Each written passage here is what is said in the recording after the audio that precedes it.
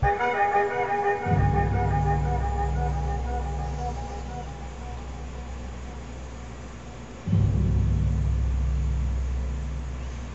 name is Edgar J. Steele.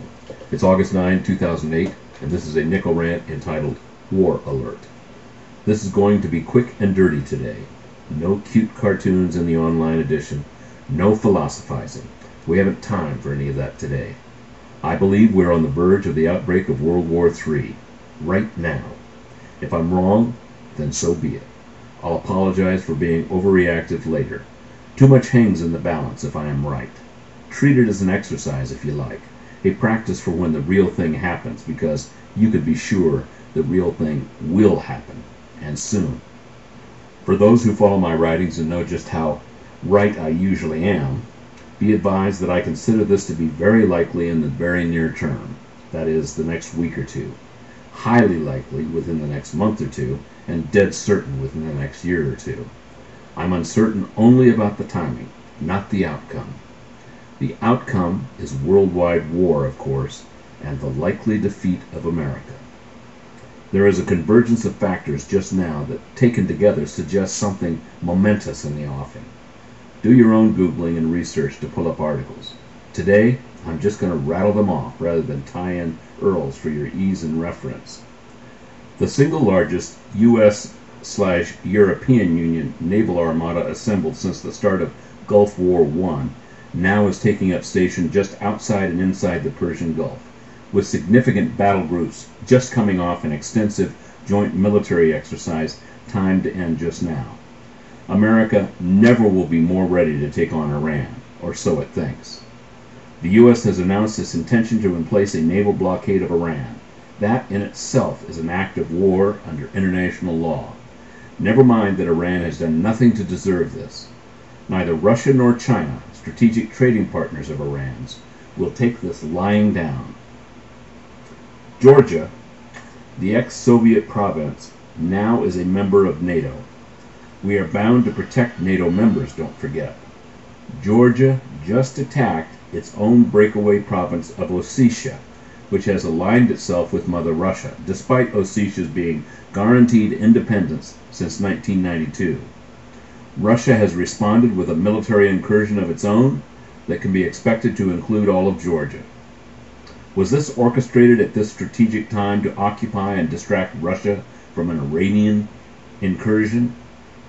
Russia is a superpower still, make no mistake, capable of fighting on several fronts. Russia has stated that an attack on Iran, due to Russia's own national interests, will be viewed as an attack on Russia. This is not complicated except in the drug and alcohol-addled mind of George W. Bush.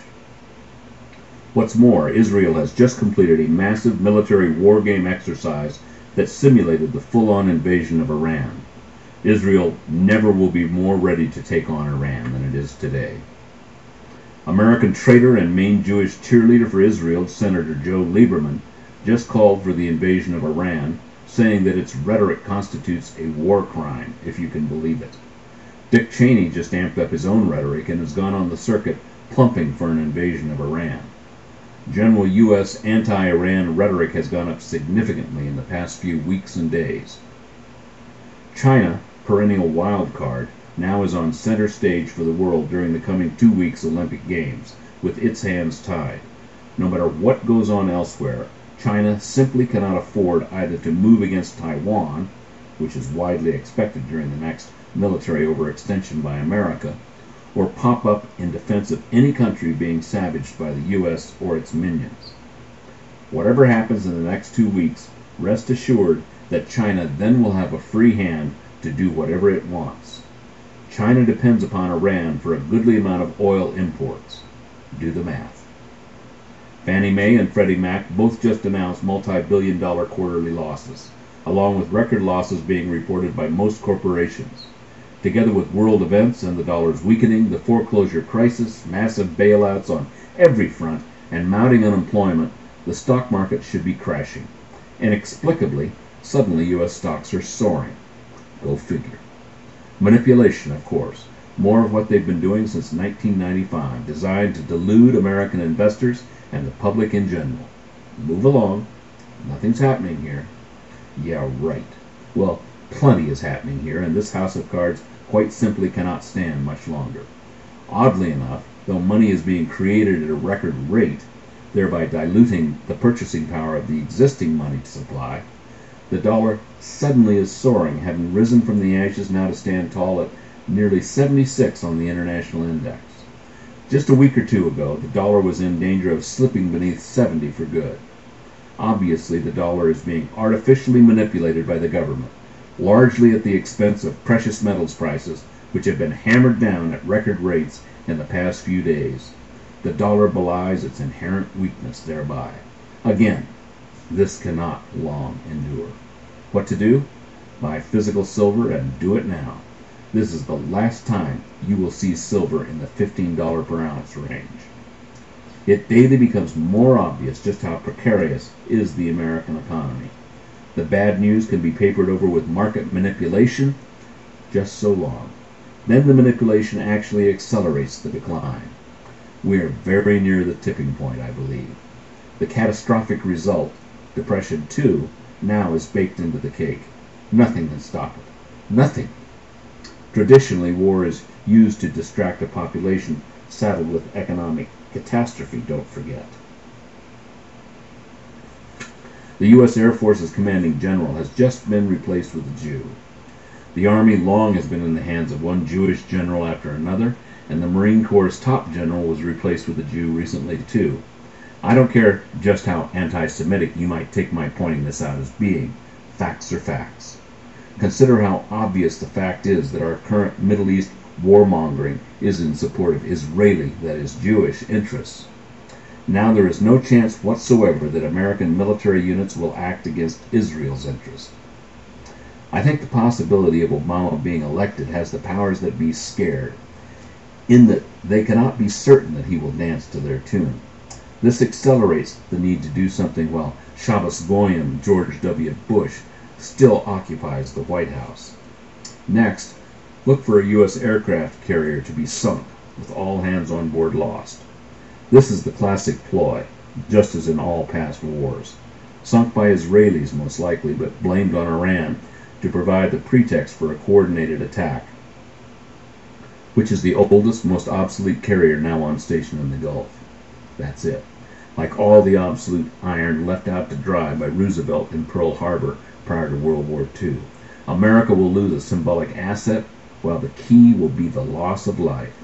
About 3,000 or 4,000 dead Americans is the way they think now, in order to get the American public on board in full outrage. The full complement of one of our carriers today. Expect some incident within America, possibly just as homegrown as was 9/11, to justify the imposition of martial law. Prepare your children for the prospect of a national draft.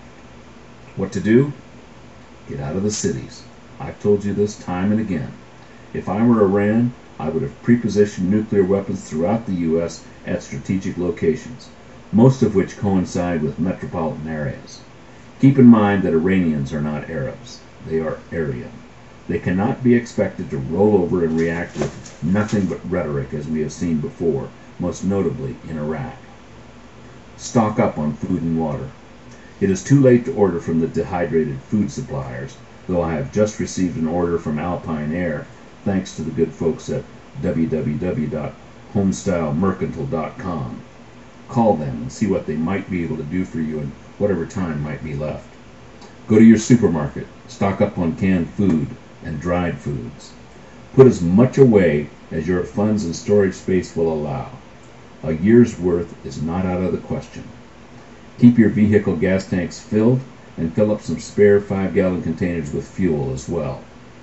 Have your route out of the city planned and embark upon it the moment you hear of anything untoward. Though prices have risen dramatically and supplies are much curtailed, get the other white metal, lead, well stocked, along with several weapons for self-defense. Get ready for a possible viral pandemic, similar to the 1917 Spanish flu. This means be prepared to quarantine your family for weeks, if not months. If, after all preparations noted above, you happen to have any money left at all, convert it into anything silver or gold. The dollar is toast. How will things go for America? Badly. Reread Defensive Racism for my take on things, which so far are playing out just as I have foreseen them. Good luck, and God bless us all, everyone. I'll see you on the other side. New America, an idea whose time has come.